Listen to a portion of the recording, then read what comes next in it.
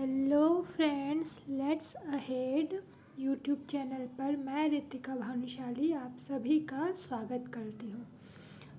आज से हम एनसीईआरटी क्लास 6 से लेकर 12th तक पढ़ेंगे, ठीक है। तो शुरुआत हम भूगोल से कर रहे हैं। भूगोल का पहला पाठ है सौरमंडल में पृथ्वी। अच्छा, हम क्यों पढ़ रहे हैं क्लास 6 से लेकर 12th तक एनसीईआरटी? क्योंकि सभी ज़्यादातर कॉम्पिटिटिव एग्ज़ाम है, जैसे कि टीचिंग के एग्ज़ाम्स होते हैं, एसएससी, यूपीएससी, पीएससी, ये सब में जीएस पूछता है। तो हम अगर एडवांस बुक पढ़ते हैं जीएस की तो वो हमें समझने में दिक्कत होगी। क्योंकि हमारा बेसिक ही स्ट्रॉन्ग नहीं है। इसलिए पहले क्लास 6 से लेकर 12th तक की एनसीईआरटी कवर करेंगे। उसमें हम आज भूगोल से शुरू कर रहे हैं, उसके बाद एडवांस बुक पढ़ेंगे तो हमें समझने में दिक्कत नहीं आएगी, ठीक है। पर इसमें तो बच्चों के लिए भी देखो ये बहुत सारी चीज़ें दी हुई है, तो इसे हम छोड़ देंगे। जो मेन चीज़ है वो हम पढ़ेंगे, जो हमें, क्योंकि हम तो कॉम्पिटिटिव एग्ज़ाम की तैयारी कर रहे हैं ना, क्लास 6 में तो पढ़ नहीं रहे हैं, ठीक है। अच्छा, भूगोल के क्लास 6 में पहले पाठ का नाम क्या है? सौरमंडल में पृथ्वी। अच्छा, किसे सौरमंडल का मतलब पता है? सौरमंडल का अर्थ क्या होता है? जल्दी से मुझे कमेंट करके बताओ। व्हाट इज़ मीनिंग ऑफ सौरमंडल?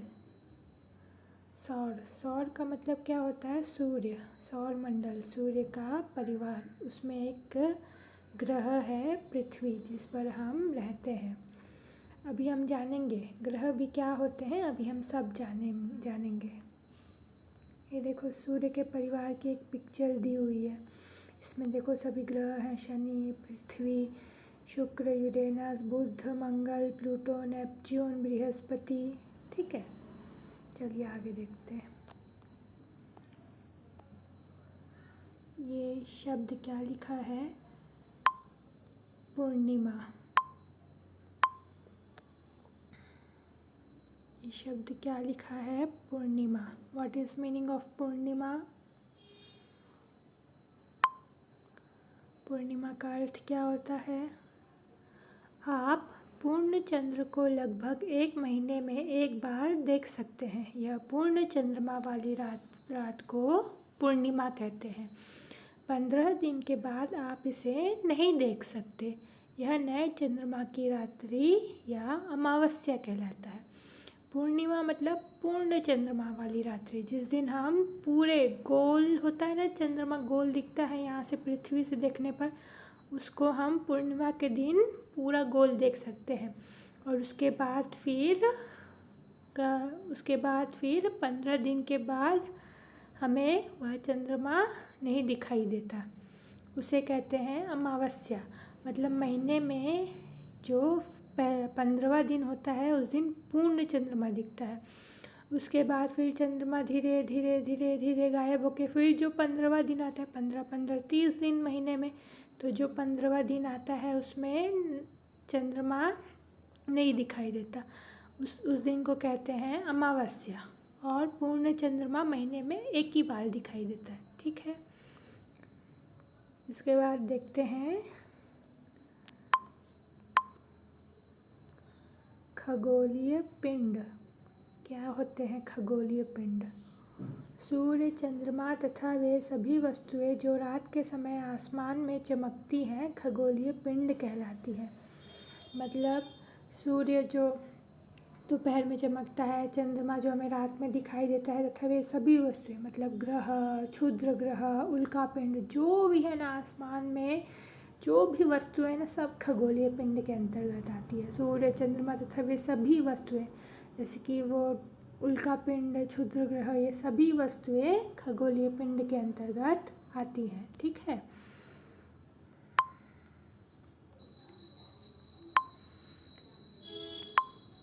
कुछ खगोलीय पिंड बड़े आकार वाले तथा गर्म होते हैं। ये गैसों से बने होते हैं। इनके पास अपनी ऊष्मा तथा प्रकाश होता है, जिसे वे बहुत बड़ी मात्रा में उत्सर्जित करते हैं। इन खगोलीय पिंडों को तारा कहते हैं। सूर्य भी एक तारा है। सूर्य जिससे हमें प्रकाश और ऊर्जा मिलती है वो भी एक तारा है। इसमें लिखा है ना, कुछ खगोलीय पिंड बड़े आकार वाले तथा गर्म होते हैं। ये गैसों से बने होते हैं। इनके पास अपनी ऊष्मा तथा प्रकाश होता है। सूर्य के पास अपनी ऊष्मा तथा प्रकाश है। धरती में एक ही स्रोत है, मतलब प्राकृतिक स्रोत, जिससे उसे ऊष्मा तथा प्रकाश दोनों मिलता है, जिसे वह बहुत बड़ी मात्रा में उत्सर्जित करता है, पूरी पृथ्वी पर प्रकाश फैलाता है अपना, है ना। इन खगोलीय पिंडों को तारा कहते हैं। सूर्य भी एक तारा है। ऐसे तो तारे बहुत हैं जिनका प्रकाश है, पर वो पृथ्वी से बहुत दूर है। जो सूर्य है वो नज़दीक का तारा है जिसका प्रकाश पृथ्वी तक पहुंचता है। चलिए आगे देखते हैं।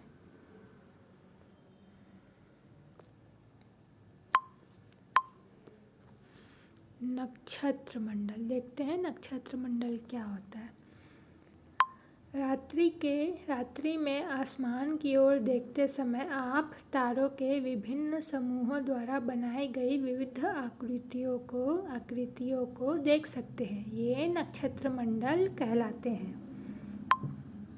देखिए, ये तारों के द्वारा विभिन्न आकृतियाँ बनाई जाती है। देखो, ये एस तरह की आकृति है, एस बना हुआ है। देखो, ये नक्षत्र मंडल कहलाते हैं। तारों के द्वारा विभिन्न प्रकार की जो आकृति बनाई जाती है, ये नक्षत्र मंडल कहलाते हैं।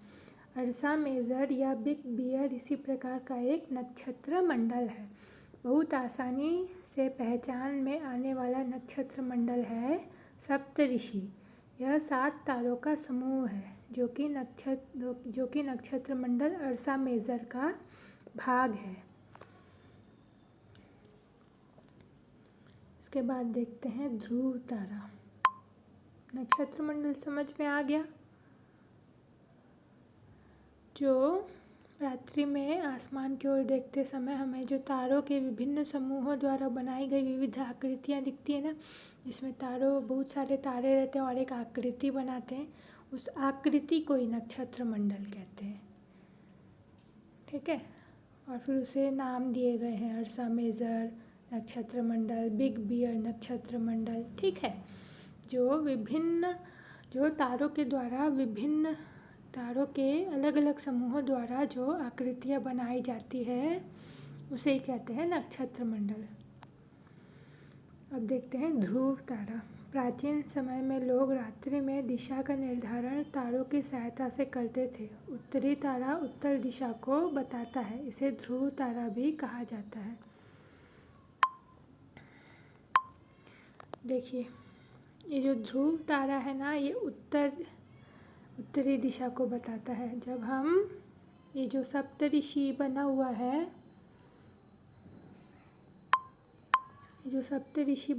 है, इसमें जो संकेतक तारे हैं उसकी सीध में अगर देखते हैं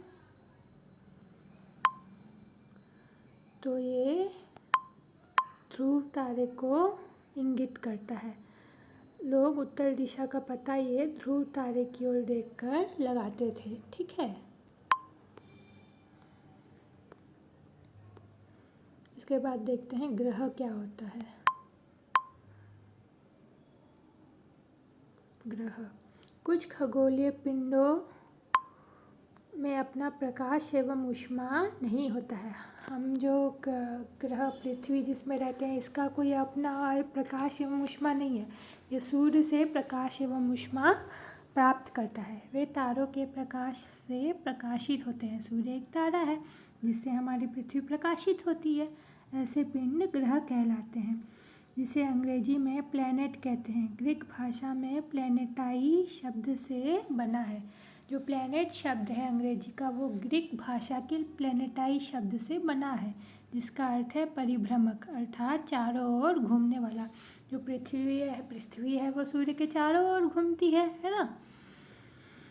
पृथ्वी जिस पर हम रहते हैं एक ग्रह है। ठीक है, यह अपना संपूर्ण प्रकाश एवं ऊष्मा सूर्य से प्राप्त करती है, जो पृथ्वी के सबसे नज़दीक का तारा है। पृथ्वी को बहुत अधिक दूरी से, जैसे चंद्रमा से देखने पर यह चंद्रमा की तरह चमकती हुई प्रतीत होगी।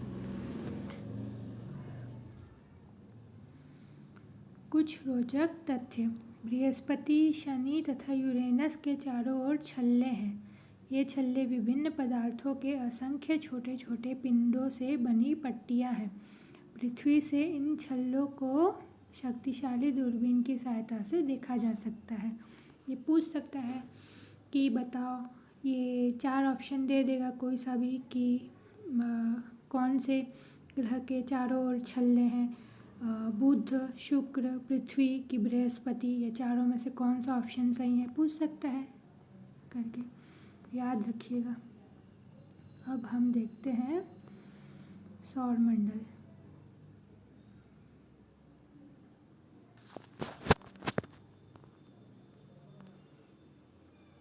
सौरमंडल में कुल 8 ग्रह हैं। एक और ग्रह था पहले, उसे हटा दिया गया, ग्रह की श्रेणी से हटा दिया गया। क्यों? क्योंकि वो अपनी कक्षा में नहीं रहता था, वो दूसरों की कक्षा में चले जाता था। ठीक है। अच्छा, ग्रह मैं ये बताना चाह रही हूँ कि ग्रह 2 प्रकार की गति करते हैं। एक तो होती है घूर्णन गति और एक होती है परिक्रमण गति। जैसे कि हमारी पृथ्वी है, ये हमारी पृथ्वी है। ठीक है। तो घूर्णन गति क्या होती है? जो अपने अक्ष पर घूमते हैं उसे घूर्णन गति कहते हैं। जैसे ये जो पृथ्वी है, ये अपने अक्ष पर घूमते रहती है, घूमते रहती है, घूमते रहती है। ठीक है। और परिक्रमण गति मतलब जो ये जो पृथ्वी है, ये सूर्य के चारों ओर घूमती है, अपनी कक्षा में घूमते रहती है सूर्य के चारों ओर। इसे कहते हैं परिक्रमण गति और इसे कहते हैं घूर्णन गति, जो अपने अक्ष पर घूमती है। जैसे कि एक एग्जाम्पल और है पंखा, जो अपने अक्ष पर घूमते रहता है, घूमते रहता है, घूमते रहता है। वो पूरे रूम में ऐसे परिक्रमण करते रहता है? नहीं ना, ये अपने अक्ष पर घूमते रहता है, इसे कहते हैं घूर्णन गति। तो पृथ्वी अपने अक्ष पर घूर्णन करते हुए सूर्य की परिक्रमा करती है, परिक्रमण गति भी करती है। ठीक है। तो जो पृथ्वी है वो 24 घंटे में अपनी घूर्णन गति करती है और 365 दिन में परिक्रमण गति करती है। ठीक है। मतलब उसको सूर्य का एक चक्कर लगाने में 365 दिन लगते हैं और अपने अक्ष पर घूर्णन करने में 24 घंटे लगते हैं। ठीक है। एक दिन 24 घंटे मतलब। आगे सभी ग्रहों के बारे में पढ़ते हैं। बुध सूर्य के चारों ओर एक परिक्रमण ये 88 दिन में करता है और अपने अक्ष पर घूर्णन में इसको 59 दिन लग जाते हैं। कितने? 59 दिन। शुक्र सूर्य के चारों ओर परिक्रमण 255 दिन और अपने अक्ष पर घूर्णन 243 दिन। पृथ्वी सूर्य के चारों ओर एक परिक्रमण 365 दिन और अपने अक्ष पर घूर्णन 1 दिन। मंगल सूर्य के चारों ओर परिक्रमण 687 दिन और अपने अक्ष पर घूर्णन 1 दिन। अच्छा, इनके पास चंद्रमा की संख्या कितनी है? मंगल के पास 2 है और पृथ्वी के पास चंद्रमा की संख्या कितनी है? 1 ही है। ठीक है। हम जो ग्रह पृथ्वी जिस पर रहते हैं उससे हमें एक ही चंद्रमा दिखाई देता है पृथ्वी का। हमारा उपग्रह कितना है? 1 ही है। मंगल के पास 2 उपग्रह हैं। ठीक है। इन्हें क्या कहते हैं? आंतरिक ग्रह। क्यों कहते हैं आंतरिक ग्रह? क्योंकि ये सूर्य के बहुत नज़दीक हैं, ये चट्टानों से बने हैं। याद रखिएगा आंतरिक ग्रहों के नाम: बुध, शुक्र, पृथ्वी, मंगल। क्यों? क्योंकि ये सूर्य के बहुत नज़दीक हैं और चट्टानों से बने हैं, इसलिए इसे आंतरिक ग्रह कहते हैं। बृहस्पति सूर्य के चारों ओर परिक्रमण 11 साल 11 महीने लगभग 12 साल और अपने अक्ष पर घूर्णन 9 घंटे में कर लेता है, 9 घंटे 56 मिनट में। चंद्रमा की संख्या लगभग 53। और शनि सूर्य के चारों ओर एक परिक्रमण 29 साल 5 महीने, अपने अक्ष पर घूर्णन 10 घंटे 40 मिनट। चंद्रमा की संख्या लगभग 53 है। इन्हें कहते हैं बाह्य ग्रह। क्यों? क्योंकि ये सूर्य से बहुत दूर है और बड़े आकार के हैं और ये गैस और तरल पदार्थों से बने, और जो आंतरिक ग्रह है वो चट्टानों से बने हैं। ठीक है। इसके बाद है यूरेनस सूर्य के चारों ओर एक परिक्रमण 84 साल में और अपने अक्ष पर घूर्णन 17 घंटे 14 मिनट में। चंद्रमा की संख्या लगभग 27। नेपच्यून सूर्य के चारों ओर एक परिक्रमण 164 साल में और अपने अक्ष पर घूर्णन 16 घंटे 60 मिनट। चंद्रमा की संख्या 13 है इसके पास, ठीक है, याद रखिएगा। बाह्य ग्रह के अंतर्गत क्या क्या आते हैं? बृहस्पति, शनि, यूरेनस और नेपच्यून, ठीक है।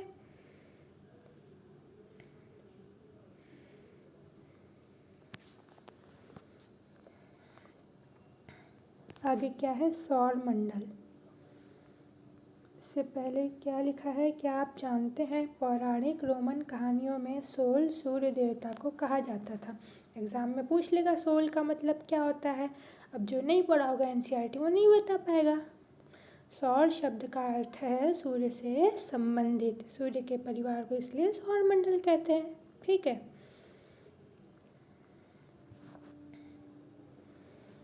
उसके बाद देखते हैं सौर मंडल।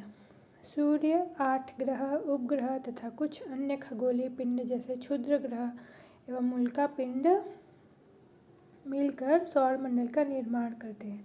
अच्छा, क्षुद्र ग्रह मैं आपको नहीं दिखाई ना, ये देखो, ये जो छोटे छोटे पिंड से बने हुए छोटे छोटे पिंड है ना, ये सब क्षुद्र ग्रह हैं, ठीक है। ये सब क्षुद्र ग्रह की एक पट्टी है, इनका निर्माण ग्रह से ही हुआ है।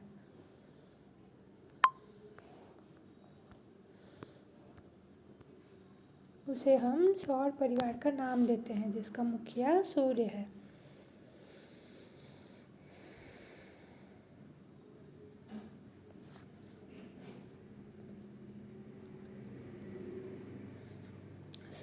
सूर्य सौर मंडल के केंद्र में स्थित है, मतलब सबसे बीच में सूर्य है, उसके चारों ओर सभी ग्रह परिक्रमा करते हैं एवं अत्यधिक गर्म गैसों से बना हुआ है। इसका खिंचाव बल इसे सौर मंडल को बांधे रखते हैं, मतलब इसमें खिंचाव बल है जो पूरे सौर मंडल में क्या क्या है, ग्रह, क्षुद्र ग्रह, उल्कापिंड, इसको बांधे रखता है, ठीक है। सूर्य सौर मंडल के लिए प्रकाश एवं ऊष्मा का एकमात्र स्रोत है, लेकिन हम इसकी अत्यधिक तेज ऊष्मा को महसूस नहीं करते। क्यों महसूस नहीं करते? क्योंकि सबसे नज़दीक का तारा होने के बावजूद यह हमसे बहुत दूर है, ठीक है।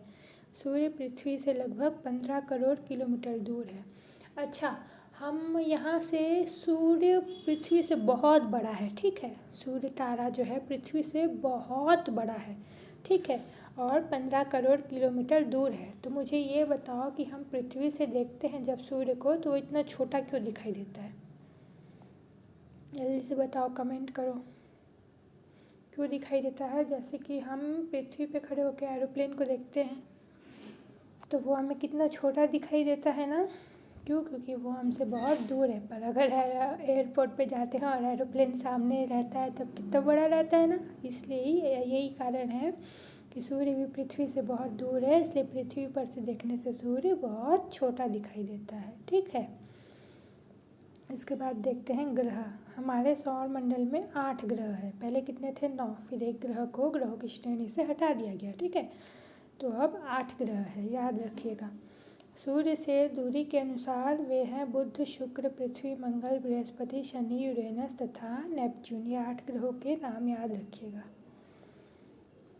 सौर मंडल के सभी 8 ग्रह एक निश्चित पथ पर सूर्य का चक्कर लगाते हैं। ये रास्ते दीर्घ वृत्ताकार में फैले हुए हैं। ये कक्षा कहलाती है। देखते हैं, चलो देखिए, ये सब जो ग्रह हैं इनका एक निश्चित पथ होता है। जैसे कि पृथ्वी देखते हैं, ये पृथ्वी जो ग्रह है इसका एक निश्चित पथ होता है। ये अपनी कक्षा में ही चक्कर लगाते रहती है, ठीक है। ये किसी और की कक्षा में नहीं घुस जाती है। जैसे कि ये पृथ्वी है तो ये बुध की कक्षा में नहीं घुस जाएगी। इसका एक निश्चित पथ है, ये इसी में चक्कर परिक्रमा करते रहती है, ठीक है। इसी को बोलते हैं कक्षा। ये जो उनका जो निश्चित पथ है उसे ही बोलते हैं उनकी कक्षा, जिसमें वो परिक्रमा करती है सूर्य की, ठीक है।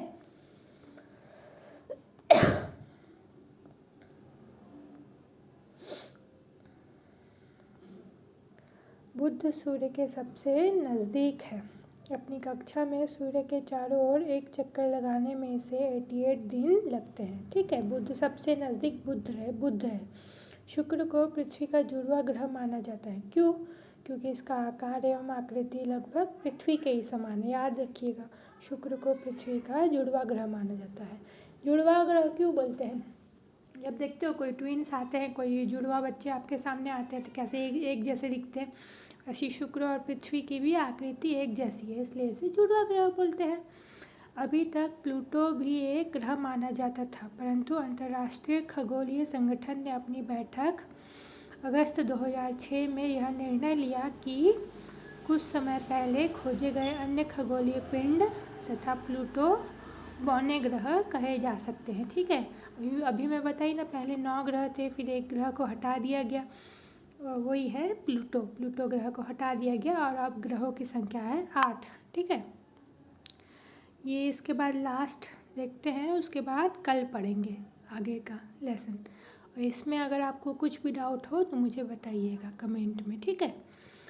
चलो देखते हैं शब्द की उत्पत्ति। ऐसे बहुत से शब्द जिनका उपयोग हम एक भाषा में करते हैं, अक्सर वे दूसरी भाषाओं के लिए गए शब्द हो सकते हैं। उदाहरण के लिए जियोग्राफी एक अंग्रेजी शब्द है। यह ग्रीक भाषा से लिया गया है, जिसका अर्थ है पृथ्वी का विवरण।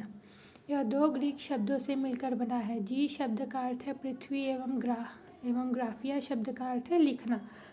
आइए पृथ्वी के संबंध में और अधिक जानें। जियोग्राफी का मतलब क्या होता है? पृथ्वी का विवरण। हम लोग जियोग्राफी में क्या पढ़ते हैं? पृथ्वी का विवरण। जियोलॉजी मतलब पृथ्वी का अध्ययन। जियोमेट्री मतलब पृथ्वी का मापन। जियोइड मतलब पृथ्वी के आकार के अनुरूप। जो पृथ्वी का जो आकार है ना, उसको जियोइड बोलते हैं। जियोइड। ठीक है। उसको हम गोलाकार पृथ्वी, गोला जैसा आकार, ऐसा नहीं बोलते। पृथ्वी पूरी गोल नहीं है। ठीक है। ये ध्रुवों पर थोड़ी संकरी है और इधर से ऐसी है। ठीक है। ऐसे ध्रुवों पर थोड़ी संकरी, फिर इधर से गोल, फिर ऐसे संकरी, फिर ऐसे गोल, फिर ऐसे संकरी, ऐसी है। ठीक है। इसे बोलते हैं जियोइड। ठीक है। और पृथ्वी का जो मापन करते हैं हम, उसको पढ़ते हैं जियोमेट्री में। ठीक है। और पृथ्वी का अध्ययन जियोलॉजी में करते हैं। ठीक है। जियोग्राफी का अर्थ क्या है? पृथ्वी का विवरण। चलिए आगे की क्लास कल करेंगे।